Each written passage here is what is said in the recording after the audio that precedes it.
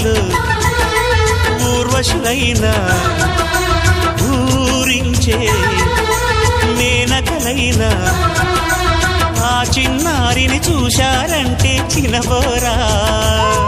తన చెలికత్తెలుగా ఉంటే చాలని అనుకోరా చేతలలో లేదే ఆనందం తను కనిపిస్తేనే కళ్ళకు అర్థం గోవెల్లో దీపంలా కావ్యంలో భావంలా తెలుగింటి కాంతరా తొలి సంజ కాంతిరా నా ఎదలో ఊయలూగుతో